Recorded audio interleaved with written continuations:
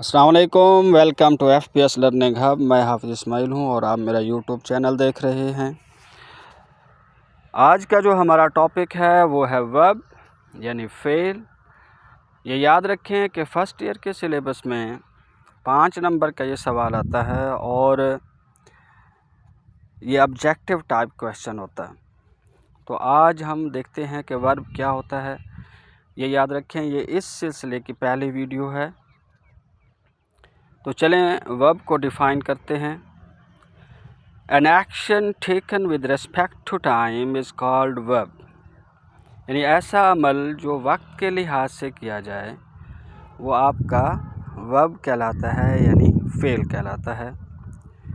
Verb is also termed as tense और time. Verb को आप टेंस भी कहते हैं या टाइम भी कहते हैं।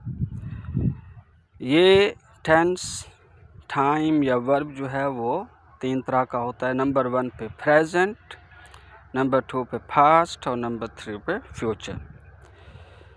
प्रेजेंट क्या शो करता है? प्रेजेंट टेंस जो है वो क्या शो करता है? The present tense shows that an action is recently done और it is still going on. यानी काम जो है अभी अभी हुआ है या अभी भी जारी है। और नंबर 2 पे जो है वो पास्ट है। What does it show?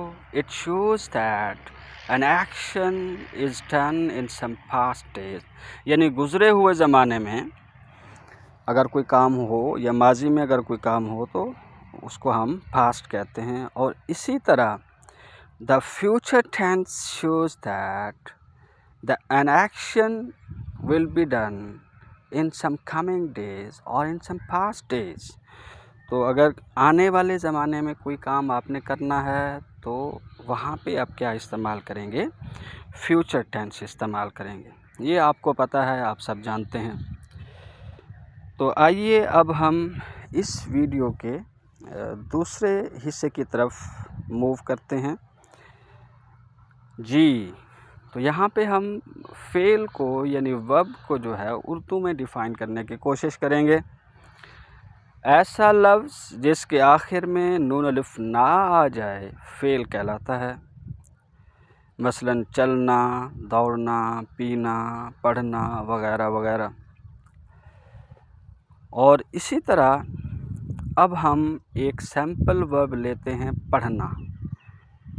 नमूने का फ़ेल जो है वो लेते हैं, वो क्या है? पढ़ना। और इसको हम आगे एक्सटेंड करने की कोशिश करते हैं। पढ़ना से पढ़ता है, पढ़ रहा है, पढ़ चुका है, पढ़ता रहा है। अब ये याद रखें, इसकी मज़ीद सूरतें भी हो सकती हैं, पास्ट में भी हो सकती हैं और फ्यूचर में भी हो सकती हैं। तो यहाँ पे ये स्टूडेंट जो हैं अक्सर गलती करते हैं कि जैसे लफ्ज़ पढ़ता है तो वो कहते हैं कि जनाब पढ़ना की इंग्लिश जो है वो रीड, और आगे है आ गया तो है कि इंग्लिश क्या है? इज़। तो वो बेस फॉर्म के साथ जो है वो इज़ लगा देते हैं, जो कि गलत है। तो अब हम इसको नेक्स्ट जो है वो लेकर चलते हैं। लेकिन याद रखें कि इसको आप जो है मज़ीद एक्सटेंड भी कर सकते हैं और इसमें मज़ीद वर्ब भी शामिल कर सकते हैं, जैसे उठना, बैठना। और इसी तरह उसको तीनों काइंड्स में, तीनों किस्मों में आप जो है वो एक्सटेंड कर सकते हैं, प्रेजेंट में भी, पास्ट में भी और फ्यूचर में भी। जैसे पढ़ता है, पढ़ता था, पढ़ रहा था, पढ़ चुका था, पढ़ता रहा था। और इसी तरह आप फ्यूचर में भी कर सकते हैं।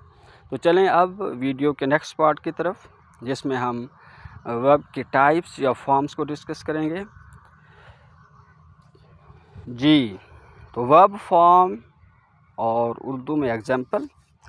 सबसे पहले जो है वो इन्फिनेटिव है। इन्फिनेटिव किसको कहते हैं? यानी 2 प्लस फर्स्ट फॉर्म को इन्फिनेटिव कहते हैं।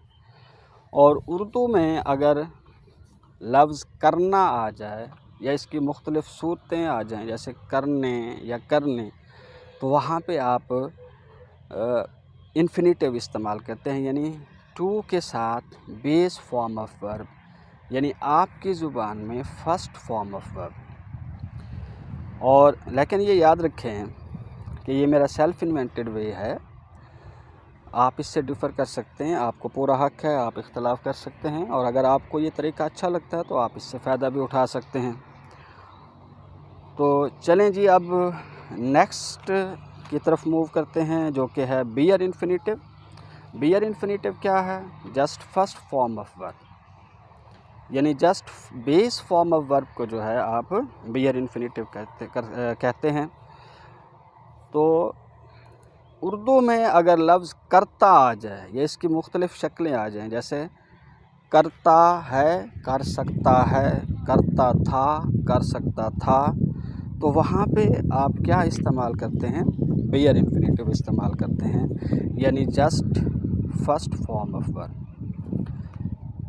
और इसी तरह प्रेजेंट पार्टिसिपल, अगर उर्दू में लफ्ज़ कर रहा आ जाए तो वहाँ पे आप प्रेजेंट पार्टिसिपल कहते हैं। आपकी ज़ुबान में ING फॉर्म यानी डूइंग,